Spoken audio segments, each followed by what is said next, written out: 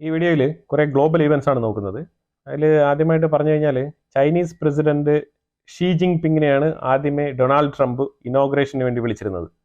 അപ്പോൾ പുള്ളി ഇപ്പോൾ അത് ഡിനൈ ചെയ്തിരിക്കുകയാണ്. അതിന് പകരം പുള്ളി അതിനുവേണ്ടി ഒരു റെപ്രസെൻറ്റേറ്റീവിനെ പോളിറ്റ് ബ്യൂറോയിൽ നിന്ന് തീരുമാനിച്ച് ഡിസിഷൻ എടുത്ത് വിടുകയാണ്. അത് വളരെ ഫെമിലിയർ ആയിട്ടുള്ള ഒരു നേതാവ് തന്നെയാണ്. പക്ഷേ എന്നിരുന്നാലും അവരുടെ തൽക്കാലമുള്ള കറണ്ട് അഫയേഴ്സിലൊന്നും ഇടപെടാത്ത ഒരാളിനെയാണ് അയക്കുന്നത്. അത് എന്തുകൊണ്ടാണെന്ന് അറിയത്തില്ല. എന്നാലും ഇതൊരു കറക്റ്റ് ഡിസിഷൻ ആണെന്നാണ് ചൈനയ്ക്ക് ഉള്ളിലുള്ള വിലയിരുത്തൽ. അതിൽ ഷീ ജിങ് പിങ് അവിടെ പോകുന്നില്ല. അപ്പൊ അതിന്റെ പുറകിൽ ഇച്ചിരി വിഷമത്തോടു കൂടി ഒരാളുണ്ട്. അപ്പൊ അത് ഞാൻ അതിലേക്ക് വരാം. അപ്പൊ അതിനു മുമ്പ് ഇന്ത്യയിലേക്ക് ട്രംപ് അതേപോലെ വിളിച്ചിരുന്നു, മോദിയെ ക്ഷണിച്ചിരുന്നു. പക്ഷെ മോദി കൃത്യമായിട്ടുള്ള റീസൺ പറഞ്ഞിട്ടുണ്ടായിരുന്നു, അതുകൊണ്ടാണ് വരാൻ പറ്റാത്തെന്നുള്ള കാരണം പറഞ്ഞിട്ടുണ്ട്. അപ്പം അതിന് പകരം ജയശങ്കർ, നമ്മുടെ എക്സ്റ്റേണൽ മിനിസ്റ്റർ ജയശങ്കറിനെ വിടും എന്നാണ് പറഞ്ഞിരിക്കുന്നത്. അപ്പൊ ഇന്ത്യയുടെ ഭാഗമായിട്ട് ജയശങ്കർ റെപ്രസെന്റ് ചെയ്യും. അത് ട്രംപ് ഇൻവിറ്റേഷൻ വിളിച്ച സമയത്ത് തന്നെ കൃത്യമായിട്ട് മറുപടി ഇന്ത്യയുടെ സൈഡിൽ നിന്ന് കൊടുത്തിട്ടുണ്ട്. ഒരു ഗ്ലോബലി തന്നെ ഈ ഒരു മോദി ഡയറക്റ്റ് ആയിട്ട് ഇപ്പം ട്രംപിന്റെ ഒരു ഇനോഗ്രേഷന് പോവാത്തത് ഗ്ലോബലി ഒരു ചെറിയൊരു ചർച്ചയ്ക്ക് വഴിവെച്ചിട്ടുണ്ടായിരുന്നു. എല്ലാ ഗ്ലോബൽ ഫോറംസിലും വളരെയധികം താല്പര്യത്തോടു കൂടി ഇൻട്രസ്റ്റ് കാണിച്ച് സമയമില്ലെങ്കിലും കണ്ടെത്തി പോയി അറ്റൻഡ് ചെയ്തുകൊണ്ട് വരുന്ന ആളാണ് മോദി. പക്ഷെ ഈ ഒരു വിഷയത്തിൽ അറ്റൻഡ് ചെയ്യുന്നില്ല. അപ്പൊ അത് എന്തുകൊണ്ടാണെന്ന് ഒരു ചെറിയ ചർച്ച ഉണ്ടായിരുന്നു. പക്ഷെ എന്തായാലും അതിന് കൃത്യമായ റീസൺ മോദി ട്രംപിനെ ധരിപ്പിച്ചിട്ടുണ്ട് എന്നുള്ളതാണ്. പക്ഷേ പൊതുവിലുള്ള വിലയിരുത്തൽ എന്ന് പറഞ്ഞാൽ ചൈന എന്തുകൊണ്ടാണ് പോകുന്നില്ല എന്ന് പറഞ്ഞാൽ ട്രംപിന്റെ നിലപാടുകളാണ്. ചൈനയ്ക്ക് ഏറ്റവും കൂടുതൽ സാങ്ഷൻസും അതേപോലെ തന്നെ ഒരുപാട് ടാരിഫ് ഉയർത്തുമെന്നുള്ള രീതിയിലുള്ള പ്രഖ്യാപനങ്ങളുമായിട്ട് വന്ന ഒരു ട്രംപ് എന്തിനു വേണ്ടിയിട്ടാണ് ക്ഷണിക്കുന്നത്? ഇത് രണ്ടും തമ്മിൽ ഒരു കോൺട്രാഡിക്ഷൻ ഉണ്ട്. അപ്പൊ അതുകൊണ്ടാണ് ചൈന ഇതിനെ അവോയ്ഡ് ചെയ്യുന്നത്. പിന്നെ അതും പോയിട്ട് ചൈനയുടെ ഒരു ചേരി തന്നെ വേറെയാണ്. ചൈന ശരിക്കും പറഞ്ഞാൽ US എഗെയിൻസ്റ്റ് ആയിട്ട് നിൽക്കുന്നതാണ്. അപ്പൊ എന്തുകൊണ്ടാണ് പിന്നെ ഈ ഒരു ഇനോഗ്രേഷൻ സെറമണിക്ക് മാത്രം ട്രംപ് വിളിച്ചത്? ട്രംപ് ഡയറക്റ്റ് ആയിട്ട് ഫോണിൽ വിളിക്കുകയാണ് ചെയ്തത് ഷീ ജിങ് പിങ്ങിനെ. ഇപ്പൊ ഷീ ജിങ് പിങ് ഇപ്പൊ പോകാൻ കൂട്ടാക്കുന്നില്ല. പകരം ഹാൻ ഷെങ്, അയാളൊരു എൻവോയ് ആണ്, ചൈനീസ് എൻവോയ് ആയിട്ട് വർക്ക് ചെയ്തിരുന്ന ആളാണ്. അപ്പം ചൈനീസ് എൻവോയ്, അതായത് ഒരു ഡിപ്ലോമാറ്റ് ആയിട്ട് വർക്ക് ചെയ്തിരുന്നതാണ്. ഹാൻ ഷെങ് എന്ന് പറഞ്ഞ ആ ഒരു വ്യക്തി ഈ ഒരു ട്രംപിന്റെ സെറമണി അറ്റൻഡ് ചെയ്യുന്നതായിരിക്കും. ഇതിൽ ഞാൻ പറഞ്ഞല്ലോ ഒരാൾ ഭയങ്കര ദുഃഖിതനാണെന്ന്. ചൈനീസ് പ്രസിഡന്റ് ഷീ ജിങ് പിങ്ങിനെ ട്രംപ് വിളിച്ചതിലേക്ക് പുറകില് ഒരാളും കൂടെ കാരണമാണ്. അത് ശരിക്കും പറഞ്ഞാൽ ഈ ഒരു ഇലോൺ മസ്ക് ആണ്. ഇലോൺ മസ്ക് ചൈനീസ് പ്രസിഡന്റിന്റെ കൂടെ ഒരു മീറ്റിംഗ് അറേഞ്ച് ചെയ്യാനുള്ള എല്ലാ പദ്ധതിയും ഉണ്ടായിരുന്നു. എന്തുകൊണ്ടെന്ന് പറഞ്ഞാൽ ഒരു മാസത്തിന് മുമ്പ് US നിന്ന് ഒരു അനൗൺസ്മെന്റ് വന്നിട്ടുണ്ടായിരുന്നു. അതായത് ടിക്ടോക്ക് നിരോധിക്കണം എന്ന് പറഞ്ഞിട്ട്. അപ്പൊ ഈ ടിക്ടോക്ക് നിരോധിക്കണം എന്ന് പറയുന്ന ആ സമയത്ത് ട്രംപ് അതിനകത്ത് ഇടപെട്ടിട്ടുണ്ടായിരുന്നു. അതായത് പുതിയ പ്രസിഡന്റ് ആയിട്ട് വന്ന എനിക്കൊരു അവസരം തരണം, ഈ ടിക്ടോക്കിൽ ഒരു നെഗോസിയേഷൻ നടത്താനുണ്ട് എന്നുള്ള തലത്തിൽ. അത് വേറെ ആർക്കും വേണ്ടിയിട്ടല്ല, അത് നമ്മുടെ എലോൺ മസ്കിന് വേണ്ടിയിട്ടായിരുന്നു. അതായത് X പ്ലാറ്റ്ഫോം ഓൺ ചെയ്യുന്ന എലോൺ മസ്ക് അമേരിക്കയിലുള്ള ടിക്ടോക്കിന്റെ റൈറ്റ്സ് മേടിച്ചെടുക്കാനുള്ള പദ്ധതിയായിരുന്നു. അപ്പൊ ഷീ ജിങ് പിങ് വരുന്ന സമയത്ത് എങ്ങനെയെങ്കിലും ഒരു നെഗോസിയേഷൻ ടേബിളിൽ എത്തിച്ച് ടിക്ടോക്ക് നിരോധിക്കുന്നതിന് പകരം അമേരിക്കയുടെ ഭാഗം ഞാൻ ഏറ്റെടുത്തോളാം എന്നുള്ള രീതിയിലുള്ള ഒരു ചോദ്യം. അഥവാ ടിക്ടോക്ക് മൊത്തത്തിൽ തന്നെ ഞാൻ ഏറ്റെടുക്കാം, അല്ലെങ്കിൽ അമേരിക്കയുടെ ഭാഗമെങ്കിലും ഏറ്റെടുക്കാം എന്നുള്ള നിലയിൽ ഒരു ബിസിനസ് ഡീലിന് വേണ്ടിയിട്ടായിരുന്നു ഇലോൺ മസ്ക് കാത്തിരുന്നത്. അപ്പൊ അതാണ് ഇപ്പൊ വെള്ളത്തിലായത്. ഒരു പക്ഷേ ഇലോൺ മസ്ക് അങ്ങനെ വെറുതെ ഇരിക്കുന്ന ആളല്ല. അയാൾ വിചാരിക്കുന്ന കാര്യം നടത്താൻ വേണ്ടിയിട്ട് ഏതറ്റം വരെ പോകുന്ന വ്യക്തിയാണ്. തീർച്ചയായിട്ടും അയാളുടെ കരങ്ങൾ ചൈനയിലേക്ക് തന്നെ നീളും. പിന്നെ പൊതുവേ നമ്മളിപ്പോൾ കണ്ടുവരുന്ന ഒരു കാര്യം എന്ന് പറഞ്ഞാൽ ഇന്ത്യൻസിനെ ഹയർ ചെയ്യുന്ന ഒരു പരിപാടിയിൽ ചെറിയൊരു കുറവ് രേഖപ്പെടുത്തുന്നുണ്ട്. അത് പൊതുവെ രേഖപ്പെടുത്തുന്നതാണ്. പ്രത്യേകിച്ച് അറബ് കൺട്രീസിലും അത് രേഖപ്പെടുത്തുന്നുണ്ട്. അതുപോലെ അറബ് കൺട്രീസിന്റെ ഭാഗമായിട്ടല്ല, ഏറ്റവും കൂടുതൽ ഇന്ത്യൻസ് അറബ് മേഖലയിൽ ഏറ്റവും കൂടുതൽ ജോലി ചെയ്യുന്നുണ്ട്. ആ ഒരു ഇത് വെച്ച് നോക്കുമ്പോഴത്തേക്കും സൗദി അറേബ്യയിൽ പുതിയൊരു നിയമം കൊണ്ടുവന്നിട്ടുണ്ട്. അതായത് ഇന്ത്യൻസിനെ ഹയർ ചെയ്യുമ്പോഴത്തേക്കും പ്രൊഫഷണൽസിനെ മാത്രം ഹയർ ചെയ്യാന്നുള്ളതാണ്. അതായത് ആ സർട്ടിഫിക്കറ്റ് ചെക്ക് ചെയ്ത് ആ ജോലിക്ക് അർഹനാണോ എന്ന് അറിഞ്ഞുകൊണ്ട് മാത്രം ഹയർ ചെയ്യാന്നുള്ളതാണ്. അപ്പൊ ഈ ഒരു സ്ഥിതിയിൽ പോയി കഴിഞ്ഞാൽ ഇനി ലേബർ ക്ലാസ് പീപ്പിൾസ് ഒക്കെ അവർ കൂടുതൽ പാകിസ്ഥാനിൽ നിന്ന് ഹയർ ചെയ്യാനുള്ള സാധ്യതയാണ് നമ്മൾ കണ്ടുവരുന്നത്. കാരണം ആ രീതിയിലുള്ള ഹയറിംഗിൽ ഒരു ചെറിയ കുറവ്, പ്രത്യേകിച്ച് ഇന്ത്യൻ നാഷണൽസ് ആയിട്ടുള്ള ആൾക്കാരെ ഹയർ ചെയ്യുന്നതിൽ ചെറിയൊരു കുറവ് രേഖപ്പെടുത്തുന്നുണ്ട്. ഇത് വെറുതെ പറയുന്നതല്ല, ഇത് വസ്തുതാപരമായിട്ടുള്ള കാര്യമാണ്. സൗദി അറേബ്യ വളരെ വ്യക്തമായിട്ട് തന്നെ ഈ ഒരു റിപ്പോർട്ട് പുറത്തുവിട്ടിരിക്കുന്നത്. വേറൊരു രാജ്യത്തിനെയും സ്പെസിഫിക് ആയിട്ട് ഇങ്ങനെ ഒരു നിയമം ബാധകമാണെന്ന് പറഞ്ഞിട്ടില്ല സൗദി അറേബ്യ. ഇന്ത്യക്ക് കൃത്യമായിട്ടുള്ള ബാധകമാണെന്നാണ് പറഞ്ഞിരിക്കുന്നത്. ഇന്ത്യക്ക് ഈ നിയമം ബാധകമാണെന്നാണ് പറഞ്ഞിരിക്കുന്നത്. അതിനവർ പറഞ്ഞിരിക്കുന്ന റീസൺ എന്ന് പറഞ്ഞു കഴിഞ്ഞാൽ ക്വാളിറ്റി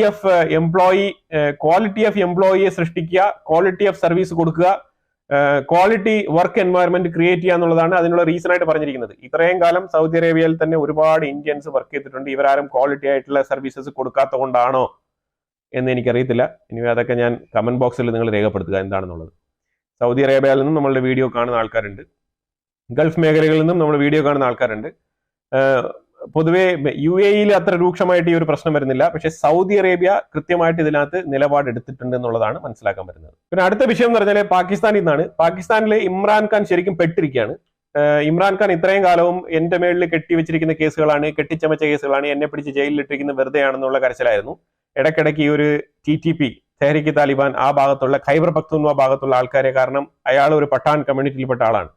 അപ്പൊ ആ ഒരു പഠാൻ കമ്മ്യൂണിറ്റി ആയതുകൊണ്ട് തന്നെ ഈ പഠാൻ കമ്മ്യൂണിറ്റിയിൽപ്പെട്ട ആൾക്കാരാണ് ഈ ഖൈബർ പഖ്തൂൺവ മേഖലയിൽ താമസിക്കുന്നതും ഈ TTPയിൽ ഏറ്റവും കൂടുതൽ പാർട്ടിസിപ്പേറ്റ് ചെയ്തിരിക്കുന്ന താലിബാൻ സ്റ്റുഡൻസും ഇവർ തന്നെയാണ്, തീവ്രവാദികളാണ്. ഈ ഒരു സ്ഥിതി, അതായത് ഇടയ്ക്കിടയ്ക്ക് ഇവരെ എങ്ങനെ ഇളക്കി വിടുക, ജയിലിൽ നിന്ന് ചില അനൗൺസ്മെന്റുകൾ പുറത്തു വിടുക, ജയിലിൽ നിന്ന് പുസ്തകം എഴുതുക, ജയിലിൽ നിന്ന് കുറിപ്പുകൾ എഴുതി വെളിയിൽ കൊടുത്തയക്കുക, അപ്പൊ അങ്ങനെ കലാപം ഉണ്ടാക്കുക, ഈ രീതിയിലാണ് പുള്ളി അവിടുത്തെ കാര്യങ്ങളൊക്കെ കൺട്രോൾ ചെയ്തുകൊണ്ടിരിക്കുന്നത്. പക്ഷെ ഇപ്പൊ ഇതിനകത്ത് വളരെ വ്യക്തമായിട്ട് 2 കേസുകൾ തെളിവ് സഹിതം പുറത്തു വന്നിട്ടുണ്ട്. ആ കേസിൽ ഇത് പൂട്ടിയിട്ടുണ്ട്. ഇന്നലെ പാകിസ്ഥാൻ കോർട്ട് വിധിച്ചിട്ടുള്ളത് 14 വർഷത്തെ ശിക്ഷയ്ക്കാണ്. അതായത് ഇപ്പൊ തന്നെ ഇമ്രാൻഖാൻ ഏതാണ്ട് 72 ഇയേഴ്സ് ഓൾഡ് ആണ്, 72 വയസ്സുണ്ട്. ഇനി 14 വർഷം കൂടെ ശിക്ഷ എന്ന് പറയുമ്പോഴത്തേക്ക് ഒന്ന് ആലോചിച്ച് നോക്കൂ. അപ്പൊ ഇതാണ് കാര്യം. ഇത് കാര്യം വേറെ ഒന്നുമില്ല, ഇയാൾ UK നിന്നും ഗിഫ്റ്റ് സ്വീകരിച്ചതായിട്ടാണ് വാർത്തകൾ പുറത്തു വരുന്നത്. ആ ഗിഫ്റ്റ് എന്ന് പറയുന്നത് വെറും സംഭവമല്ല, പാകിസ്ഥാന്റെ ഉള്ളിലുള്ള ഒരു ഏരിയ ഓഫ് ലാൻഡ്, അതായത് UK താമസിക്കുന്ന ഒരു പാകിസ്ഥാനിയുടെ സ്ഥലം അയാള് ഇമ്രാൻഖാനിന് ഗിഫ്റ്റ് കൊടുത്തതായിട്ടാണ് ഈ ഒരു കേസ്. അത് റിയൽ എസ്റ്റേറ്റ് ബേസ് ചെയ്തുള്ള ഒരു സ്കാം ആണെന്നാണ് പറയുന്നത്. ആ റിയൽ എസ്റ്റേറ്റ് ബേസിൽ എന്താണ് പറയുന്നത് പറഞ്ഞാൽ, ഈ ഇമ്രാൻഖാൻ ഈ ഒരു സ്ഥലം ഗിഫ്റ്റ് ആയിട്ട് മേടിച്ചത് കൊണ്ട് തന്നെ റിലേറ്റീവ്സോ അല്ലെങ്കിൽ കുടുംബ ബന്ധത്തിലോ പെട്ട ആൾക്കാർ ഇഷ്ടദാനമായി കൊടുക്കുന്ന പോലെയുള്ള പരിപാടിയല്ല. ഇത് നിങ്ങൾ റിയൽ എസ്റ്റേറ്റിന്റെ ബേസിൽ ഗിഫ്റ്റ് ആയിട്ട് കൊടുത്തതാണ്. അപ്പൊ ഇതിനകത്തൊരു മണി ട്രാൻസാക്ഷൻ നടത്തേണ്ടതുണ്ട്. അപ്പൊ അങ്ങനെ ഒരു ട്രാൻസാക്ഷൻ നടത്തിയിരുന്നെങ്കിൽ ഇത് ഗവൺമെന്റിന് കുറച്ച് പൈസ കിട്ടേണ്ട പരിപാടിയാണല്ലോ. ഏതെങ്കിലും ഒരു ലാൻഡ് ട്രാൻസാക്ഷൻ നടക്കുമ്പോഴത്തേക്കും അതിന്റെ ടാക്സ്, അതിന്റെ രജിസ്ട്രേഷൻ ഫീ, ഇങ്ങനെയൊക്കെ കുറച്ച് സംഭവങ്ങളൊക്കെ ഉണ്ട്. ഈ സമ്പ്രദായങ്ങളൊക്കെ നഷ്ടപ്പെടുത്തിക്കൊണ്ട് ഈ രാജ്യത്തിന് കിട്ടാനുള്ള പൈസയാണ് ഇമ്രാൻഖാൻ നഷ്ടപ്പെടുത്തിയതെന്നാണ് ഒരു കേസ്. അത് വാലിഡ് കേസാണ്, അത് നിലനിൽക്കും. ഇയാൾക്ക് ഗിഫ്റ്റ് ആയിട്ട് കിട്ടിയാലും ഇയാൾ ആ ലാൻഡ് വാല്യൂ അനുസരിച്ചുള്ള ടാക്സ് എങ്കിലും ഗവൺമെന്റിന് അടയ്ക്കണമായിരുന്നു. ഇമ്രാൻഖാൻ തന്നെ നിയമം പാലിക്കുന്നില്ല എന്നുണ്ടെങ്കിൽ പിന്നെ ആരാണ് നിയമം അവിടെ പാലിക്കാൻ പോകുന്നത്? അപ്പൊ അതുകൊണ്ട് ഇത് കൃത്യമായിട്ടുള്ള ഒരു വയലേഷൻ ആയിട്ട് തന്നെ കരുതിക്കൊണ്ട് അപ്പൊ ഇതിന് കോർട്ട് ശിക്ഷ വിധിച്ചിരിക്കുകയാണ്. അപ്പൊ എന്തായാലും 14 വർഷം ഇനി അകത്ത് കിടക്കാം. ഇനിയിപ്പോ വേണമെങ്കിൽ ഇമ്രാൻഖാൻ ഇനി അപ്പീൽ പോവാം. പക്ഷെ ഇതിന്റെ പുറകെ ഒരു കേസ് കൂടെ വരുന്നുണ്ട്. ആ കേസും ഇതുപോലെ നിർണായകമായ തെളിവുകളോടുള്ള കേസാണെന്നാണ് പറയുന്നത്.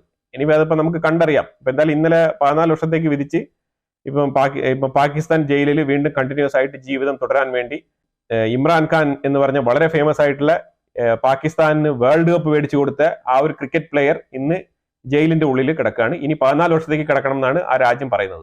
ട്രംപ് ശരിക്കും പറഞ്ഞാൽ ഇറാനുമായിട്ടുള്ള ഒരു മീറ്റിംഗിന് തയ്യാറെടുത്തിരിക്കുകയാണെന്നാണ് ഒരു വാർത്ത പുറത്തു വന്നുകൊണ്ടിരിക്കുന്നത്. അത് നമ്മൾ ഓൾറെഡി തന്നെ പറഞ്ഞിട്ടുണ്ട്, ട്രംപ് ഏത് രീതിയിലാണ് പോകുന്നത്, ട്രംപ് എന്താണ്. ഞാനിപ്പോ ആദ്യമേ പറഞ്ഞില്ലേ, ഷീ ജിൻപിങ്ങിനെ വിളിച്ചത് തന്നെ ആ ഒരു ടിക്ടോക്ക് എങ്ങനെയും സ്വന്തമാക്കാൻ വേണ്ടിയിട്ട് ഇങ്ങനെ ബിസിനസ് മെന്റാലിറ്റിയോട് കൂടി പോകുന്ന ഒരാളാണ് ഡൊണാൾഡ് ട്രംപ്. അതിനൊത്ത ആളാണ് കൂട്ടിന് കിട്ടിയിരിക്കുന്നത്. അതിൽ ഒന്ന് വിവേക് രാമസ്വാമി, 2 എലോൺ മസ്ക്. ഇവർ രണ്ടും തന്നെ അതിവിദഗ്ധമായ ബിസിനസ്മാൻമാരാണ്. അപ്പൊ അതുകൊണ്ട് തന്നെ ഇതിനകത്ത് ഒരു സംശയമില്ല, ട്രംപ് കൃത്യമായിട്ട് ഇറാനെ വെച്ചിട്ട് വിലപേശും. ഇറാനെ വിലപേശി സൗദിയെ പൂട്ടാനുള്ള ഏർപ്പാടുമായിട്ട് മുന്നോട്ട് പോവാണ്. അപ്പൊ അതിന്റെ സൂചനയായിട്ട് തന്നെ ഇറാൻ ഇന്നൊരു പ്രഖ്യാപനം നടത്തിയിരിക്കുകയാണ്. എന്താണെന്ന് അറിയാമോ? അതായത് ഞങ്ങള് ഹൂത്തികൾക്ക് ഒരു ട്രെയിനിങ് കൊടുക്കുന്നില്ല, കൊടുക്കാനും പോകുന്നില്ല, ഹൂത്തികളുമായിട്ട് ഞങ്ങൾക്ക് യാതൊരു ബന്ധമില്ല എന്നാണ് പറഞ്ഞിരിക്കുന്നത്. ആ രീതിയിലുള്ള സ്റ്റേറ്റ്മെന്റ് ആണ് പുറത്തു വന്നിരിക്കുന്നത്. ഇത് കണ്ട് ഞാൻ തന്നെ വായിച്ചിട്ട് ഞെട്ടിപ്പോയി. ഈ ഇറാൻ മാധ്യമങ്ങൾ മൊത്തം ഈ ഹൂത്തികളെ പ്രശംസിച്ചുകൊണ്ടാണ് ഈ ഒരു വാർത്തകൾ മൊത്തം വെളിയിൽ വന്നിരിക്കുന്നത്. എന്നിട്ടാണ് ഇപ്പൊ പറയുന്നത് ഹൂത്തികളുമായിട്ട് യാതൊരു ബന്ധമില്ല എന്നുള്ളത്. ഇതിന്റെ സൂചന എന്ന് പറഞ്ഞാൽ ഏത് രീതിയിലാണ് ഇറാന്റെ ട്രാക്ക് മാറി പോകുന്നത് കൃത്യമായിട്ട് മനസ്സിലാക്കണം.